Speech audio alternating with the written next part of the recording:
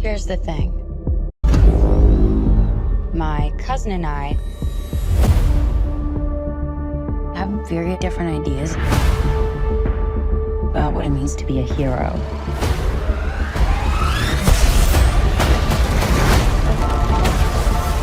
He sees the good in everyone.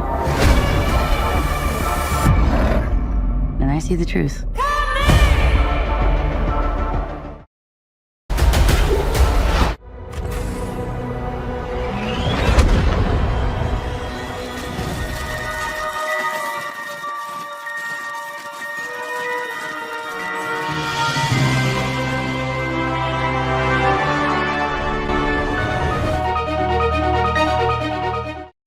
I saw Supergirl, and that was really, really fun, man. Son, that shit was surprisingly good. I thought it was gonna be boring, but the hate that I'm seeing online about this is not Supergirl and stuff of that nature, this is Supergirl. This is how Supergirl is supposed to act. She's not a carbon copy of Kal-El. She's not Superman. She's very different. She's more rigid. Like James Gunn interpreted, She reminds me of Jessica Jones. And she's less sexual in a sense, but she reminds me just like Jessica Jones, just space shit like that.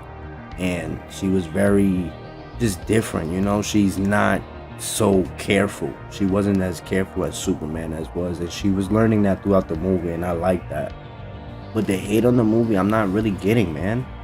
I don't understand it. Like, this is Supergirl. She is very much more of a harder character. That's always been how she is. She's not like Superman. I'm gonna keep saying that, but I really did enjoy this movie. I thought it would have been boring, because when you read the comic book, Woman of Tomorrow, she doesn't have her powers majority of the comic, and from paper to screen, it's somewhat boring.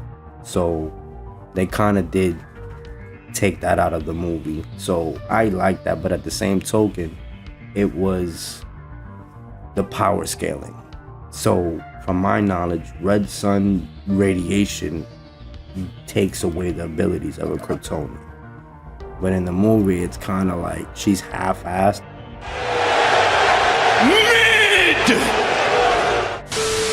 It's like she has it and she don't. I didn't really get that, but I understand. The villain of the movie was Krem, most forgettable motherfucker you could think of. And he wasn't nothing too crazy. He was very dark. Like, that was one thing that did surprise me with this movie. That it was somewhat on a much more darker side, and I did like that, because Supergirl is one of those, feel me, she's harder, she's not so like Superman. And the whole premise of the movie was the little girl, Ruthye, I forgot her name, she's forgettable, but she gets her parents killed by Krem looks for resources, he's bullying, shit like that, and he killed her parents. Whoa, calm down, Jamal. Don't pull out the 9. She wants revenge. Go get back! She goes look for somebody, and she pawns it. She finds Supergirl. Supergirl's not trying to help. Since Krem is on the same planet as them, he goes to take Supergirl's ship, and then Krypto finds out. He shoots Krypto with some tranquilizing dart. Now Supergirl got to get in the mix. That was the whole movie. And it was pretty generic, but it was pretty fun. Like I said, like, it wasn't a bad movie. It wasn't like, oh my god, like, greatest story, but it was fun. It was cool. The only importance of the movie, I think, was where we get to her origin. When we get to her origins, and you kind of see how she is. So from comic standpoint, she is older than Superman. She should be older than Superman. In the movie, they changed that. In the comics, she has her own life on. She has a life on Krypton. She knows Jor-El, she knows Kal-El's parents, and Krypton dies and she comes to Earth. In this, she is not aware of Krypton. She is born on Argo City after the destruction of Krypton, and she just knows Argo.